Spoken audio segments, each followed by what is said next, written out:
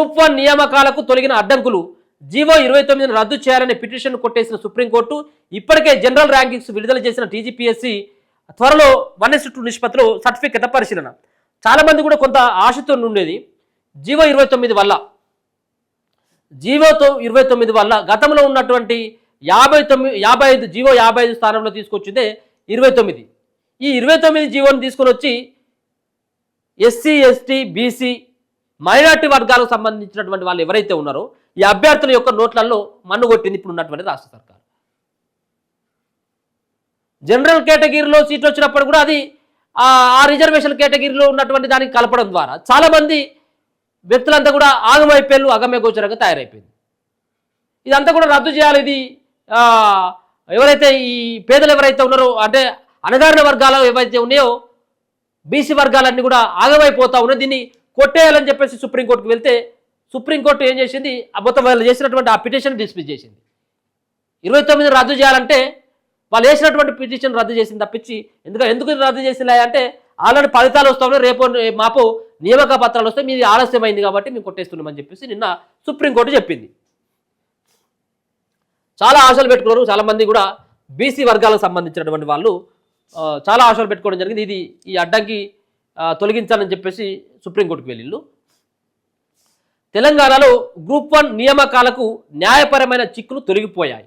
రాష్ట్ర ప్రభుత్వం జారీ చేసిన జీవో నెంబర్ 29ని రద్దు చేయాలని దాఖలైన పిటిషన్ను సుప్రీంకోర్టు డిస్మిస్ చేసింది.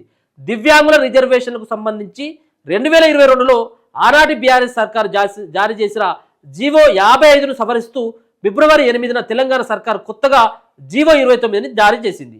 ఈ జీవో 29ని రద్దు చేయాలని సూర్యపల్లి శ్రీనివాస్ ఫిబ్రవరి 17న సుప్రీంకోర్టులో స్పెషల్ లీవ్ పిటిషన్ దాఖలు చేశారు.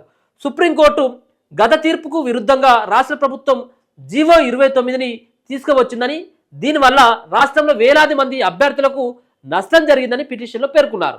ఈ పిటిషన్ను శుక్రవారం justice Pamidi Gantam Sri Narasimha, justice J Bhagi నేతృత్వంలో ద్విసభ్య ధర్మాసనం విచారణ చేపట్టింది. ఈ సందర్భంగా గతంలో జీవో 29పై పిటిషన్లు దాఖలయ్యాయని వాటిని సుప్రీంకోర్టు తిరస్కరించిందని బెంచ్ గుర్తు చేసింది. గ్రూప్ 1కు సంబంధించి నియామక ప్రక్రియ చివరి దశలో ఉందని, ఈ టైంలో అందులో కలుగజేసుకోలేమని వ్యాఖ్యానిస్తూ పిటిషన్ కోర్టుకు కొట్టేసింది. దేనికి కొట్టేసింది? గ్రూప్ 1కు సంబంధించి నియామక ప్రక్రియ చివరి దశలో ఉన్నది కాబట్టి మీరు కాస్త ముందుకు రాకపోయాలంటే మరి ఇంకెప్పుడు ముందుకు రావాలి వాళ్ళు కోర్టుకు? వాళ్ళు చాలా రోజులు అవుతుంది చేసి. కానీ సరే ఏదేమైనప్పుడు కూడా ఇది నియామక ప్రక్రియ చివరి దశలో ఉన్నది కాబట్టి మేము ఏం చేయలేము దాంట్లో అని ఆ పిటిషన్ను కోర్టు కొట్టేసింది. దీంతో గ్రూప్ 1 ఉద్యోగ నియామక ప్రక్రియకు న్యాయపరంగా అడ్డంకులు తిరిగినట్టయింది. కాగా ఇప్పటికే టీజీపీఎస్సీ గ్రూప్ 1 జనరల్ ర్యాంకింగ్స్ 100 మంది సంబంధించినటువంటి జాబితాని వాళ్ళు రిలీజ్ చేయడం జరిగింది. ఇప్పుడు ఉన్నటువంటి అడ్డంకి కూడా న్యాయపరమైనటువంటి చిక్కులతోటి ఈ గ్రూప్ 1 యొక్క సంబంధించినటువంటి నియామకాలు ఆగిపోతాయేమో అన్నటువంటి సందిగ్ధత ప్రభుత్వానికి అయితే లేదుగా అయిపోయింది. ఇక గ్రూప్ 1కు సంబంధించినటువంటి ఎవరైతే ఇంకా ఎన్ని పిటిషన్లు ఇచ్చినా దీనిపైన ఈ గ్రూప్ 1కు సంబంధించినటువంటి ఎగ్జామ్స్ ఆగేటువంటి ఒక పక్కన తెలుగు మీడియం అభ్యర్థులకి అన్యాయం జరిగింది, ఈ మార్కులకు సంబంధించినటువంటి విషయంలో అన్యాయం జరిగింది, ఉర్దూ మీడియం వాళ్ళకి న్యాయం జరిగింది. రెండో పక్కన దీంట్లో ఈ పేపర్లని అనుభవజ్ఞులు దిద్దలేదు, తెలంగాణ వాళ్ళు అసలే దిద్దలేదు అన్నటువంటి ఏవైతే ఉన్నాయో వీటన్నిటి కూడా ఇప్పుడు కోర్టు పరిగణలోకి తీసుకునేటువంటి అవకాశం లేదు. మీరు కోర్టుకు వెళ్ళి కేసులు వేసినప్పటికీ కూడా ఇదే రకమైనటువంటి వ్యాఖ్య చేస్తుంది.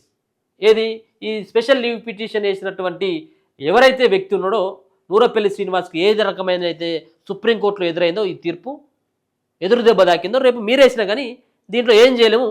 నియామకాలు జరిగేటువంటి ప్రక్రియ కొనసాగుతూ ఉంది కాబట్టి మీరు ఇప్పుడు వేస్తే ఏం లాభం లేదు కాబట్టి మేము దీన్ని కంటిన్యూ చేస్తా ఉన్నాం, మీరు చేసేటువంటి పిటిషన్ మేము డిస్మిస్ చేస్తామని చెప్పడంతో తప్పించి దీంట్లో ఒరిగేది ఏమి ఉండదు. ఇక గ్రూప్ 1 సంబంధించిన నియామకాలు 563 పోస్టులు ఏమి ఉన్నాయి కాబట్టి వాటికి సక్రమంగా జరిగేటువంటి అవకాశమే కనబడతా ఉన్నది. ఇది గ్రూప్ 1 సంబంధించినటువంటి నియామకాలు అలాగే కోర్టు ఇచ్చినటువంటి